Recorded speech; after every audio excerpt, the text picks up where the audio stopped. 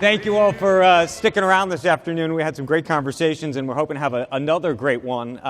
It is my pleasure, an honor, a privilege, really, to have this conversation about the future with two gentlemen who know probably more about it than most. The fellow all the way to my right, to your left, does not need any introduction, Elon Musk. You all know from Tesla and SpaceX, of course, from Solar City. Sam Altman, I would say you don't need too much introduction either, but I'm going to give it to you just in case you don't. He runs Y Combinator. Y Combinator has investments in over 1,000 companies at this point. They're investing in about 250 companies every single year. Those companies collectively are worth about $65 billion in total. That's with a B. And to give you just a sort of a sense of the kind of names we're talking about Airbnb, Dropbox, Stripe, Zenefits, Instacart, et cetera. So both folks with an amazing pedigree and an amazing sense of what's going on. Here's where I want to start the conversation with both of you, and I think we're going to probably go to outer space very quickly. But we're going to try to keep it on Earth, at least for the moment. When you think about innovation, and you think about where we are going to be 10, 15, 20 years, and what to invest in and what to make, I'm going to make it hard for you, Elon. If you took Tesla out of it, took Solar City out of it, took SpaceX out of it, and you said, I could go start a new company tomorrow, it would be what? It would be in what area? Where would you start thinking about? Well, I think there's some there's a fairly obvious opportunity in electric aircraft, because all transport will electrify over time, with the exception of rockets, ironically. Yeah.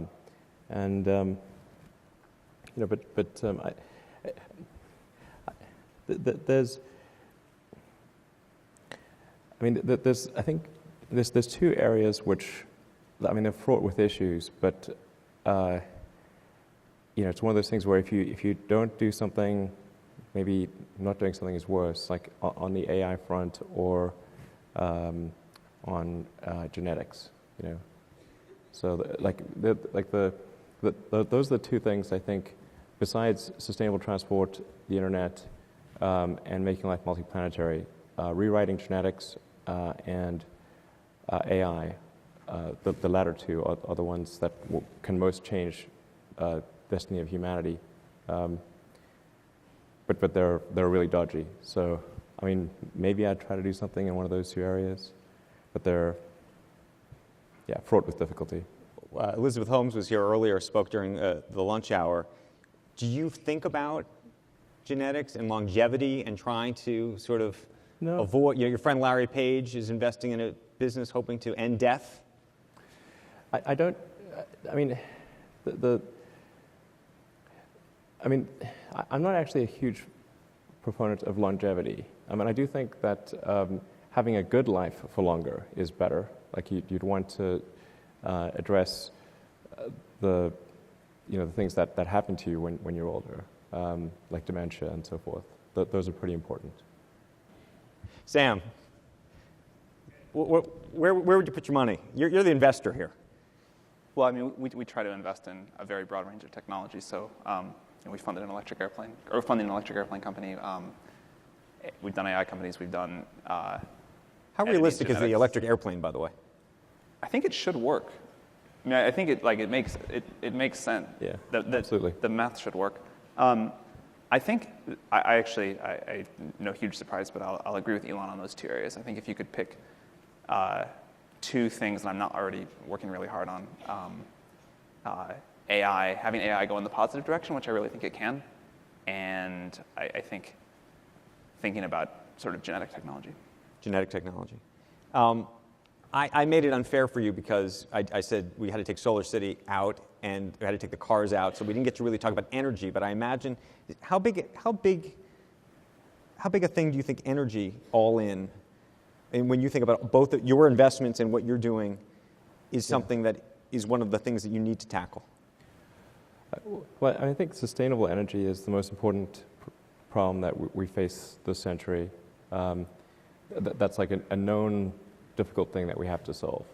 Like if we continue to rely on burning hydrocarbons, the future is going to be quite bad, and the vast majority of the scientific establishment believes that.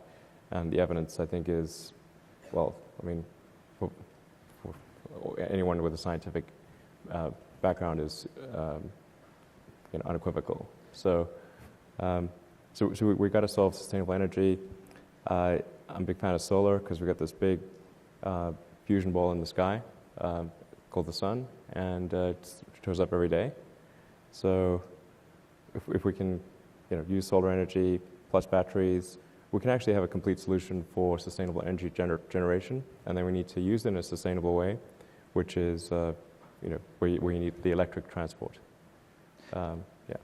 The thing I would add, I think getting the cost of sustainable energy down super low is probably, short of friendly AI, like the most important thing we can do for sort of quality of life of the poorest half of the world. I think that every time I look into this, it's really amazing how much the cost of energy and the quality of life correlate. What about nuclear energy? You have some investments in nuclear energy.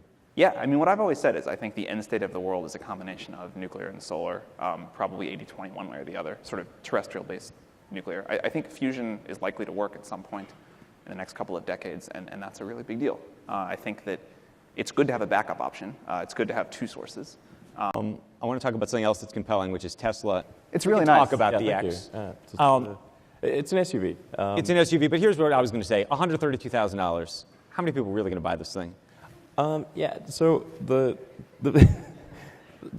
first cars that are produced are sort of fully optioned version. So it's not like a base price of $132,000. It's and we'll have a version that's still expensive on the expensive side, but before any incentives would be about $75K next year, with incentives and whatnot, it's maybe 65.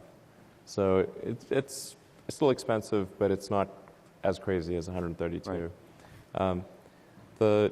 And then in a couple of years we should have the Model 3, and that'll be starting price of $35,000. So it's a smaller car, but it's a lot more affordable. You've invested in in Tesla. Yeah. You own a Tesla. Yeah. Why? What is this going to become in your mind? Because most people who own one think it's the best car, like out there. I had a Roadster before, a Tesla Roadster, which was not the best car. But the Model S, it really is. Like it's the best car on the market. And I think that people think of this like existing car companies, but actually this is like a software company with a car attached to it. And you sort of point and click. You point the wheel somewhere, you push the thing down, and it just kind of gets there. It doesn't make noise. It's very reliable. The software actually works. It's the only car with good software. So I think people really like it. Now, yeah, it's really expensive still, but I think, I'm confident that a mass market Tesla will do very well. And I also think the other electric cars I've driven feel like many years behind. Right. You talked about this being a software company. Do you think of yourself as a software company? I think we're a software and a hardware company, but the software component does become increasingly important. So you got to get both right, because it's a holistic product experience. But its software is increasingly an increasing proportion of the problem, particularly as you get to autonomy. So there is a view, I don't know if it's a conspiracy theory, that you are building autonomous functionality and other driverless-like functionality into the car without advertising that it's in there, and that one day you are going to flip a switch and the car is going to start just driving. No, not quite like that. But we are going to upload new software soon, and this is not actually a secret or anything.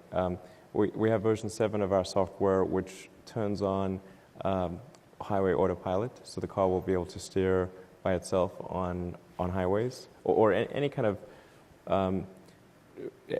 road that doesn't have really steep, sharp curves on it, and then also it'll steer quite well in traffic. So those are the two scenarios where it's I think going to be quite good at steering, and that's in public beta right now. So we have 600 or 700 Tesla drivers, owners that are testing the auto steer software. Go ahead. I think full self-driving cars, not Tesla specifically, but just in general, are likely to get here much more quickly than people realize. Yeah, I think absolutely. If you ask most people, they'd still say that's 10 to 20 years away. And I actually think we'll have sort of like full point-to-point autonomous driving in a few years. It won't be uncommon.